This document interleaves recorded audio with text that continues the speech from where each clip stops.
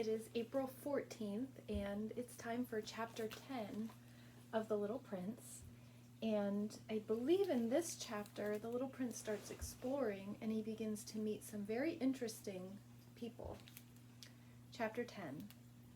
He happened to be in the vicinity of asteroids 325, 326, 327, 328, 329, and 330.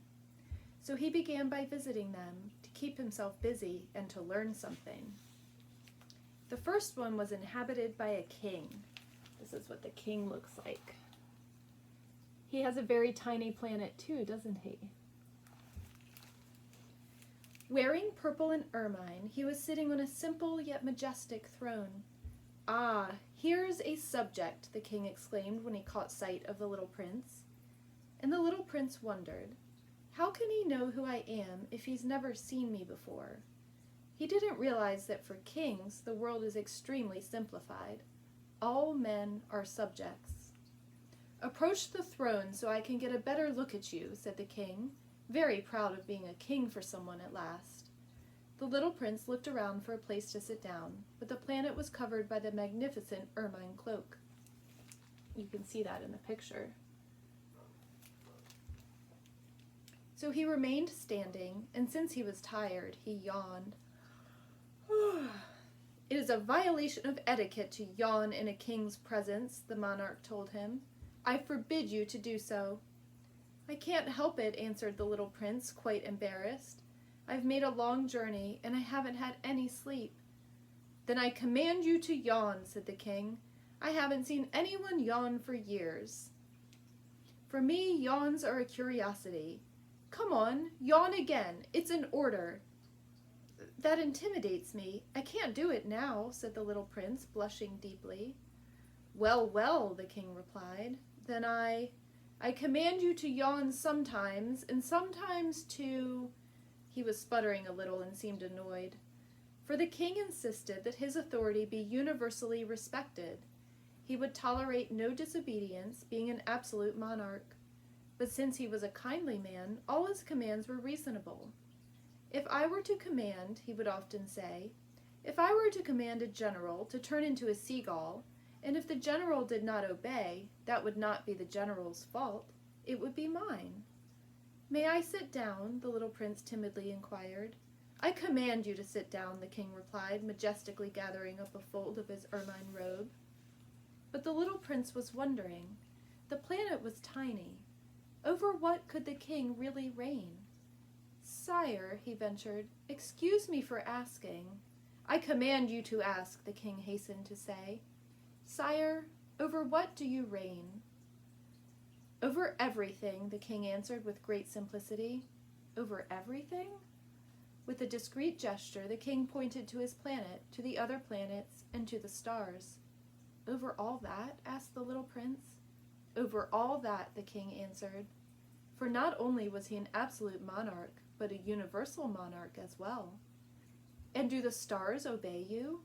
"Of course," the king replied. "They obey immediately. I tolerate no insubordination." Such power amazed the little prince. If he had wielded it himself, he could have watched not 44, but 72, or even 100, even 200 sunsets on the same day without ever having to move his chair. And since he was feeling rather sad on account of remembering his own little planet, which he had forsaken, he ventured to ask a favor of the king. "I'd like to see a sunset. Do me a favor, your majesty. Command the sun to set." "If I commanded a general to fly from one flower to the next like a butterfly, or to write a tragedy, or to turn into a seagull, and if the general did not carry out my command, which of us would be in the wrong, the general or me?" "You would be," said the little prince quite firmly. "Exactly. One must command from each what each can perform," the king went on. "Authority is based first of all upon reason. If you command your subjects to jump in the ocean, there will be a revolution. I am entitled to command obedience because my orders are reasonable." "Then my sunset?" insisted the little prince, who never let go of a question once he had asked it. "You shall have your sunset. I shall command it. But I shall wait, according to my science of government, until conditions are favorable. "And when will that be?" inquired the little prince. "Well, well," replied the king, first consulting a large calendar. "Well, well, that will be that will be tonight around 7:40, and you'll see how well I am obeyed." The little prince yawned. He was regretting his lost sunset, and besides, he was already growing a little bored. "I have nothing further to do here," he told the king. "I'm going to be on my way." "Do not leave," answered the king, who was so proud of having a subject. "Do not leave. I shall make you my minister." "And minister of what?" Of justice." "But there's no one here to judge." "You never know," the king told him. "I have not yet explored the whole of my realm. I am very old. I have no room for a carriage, and it wearies me to walk." "Oh, but I've already seen for myself," said the little prince, leaning forward to glance one more time at the other side of the planet. "There's no one over there either." "Then you shall pass judgment on yourself," the king answered. "That is the hardest thing of all. It is much harder to judge yourself than to judge others. If you succeed in judging yourself, it is because you are truly a wise man." "But I can judge myself anywhere," said the little prince. "I don't need to live here." "Well, well," the king said, "I have good reason to believe that there is an old rat living somewhere on my planet. I hear him at night. You could judge that old rat. From time to time you will condemn him to death. That way his life will depend on your justice. But you'll pardon him each time for economy's sake. There's only one rat." "I don't like condemning anyone to death," the little prince said. "And now I think I'll be on my way." "No," said the king. The little prince, having completed his preparations, had no desire to aggrieve the old monarch.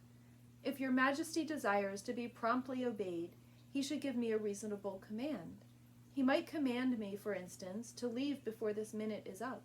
It seems to me that conditions are favorable." The king having made no answer, the little prince hesitated at first, and then, with a sigh, took his leave. "I make you my ambassador," the king hastily shouted after him. He had a great air of authority.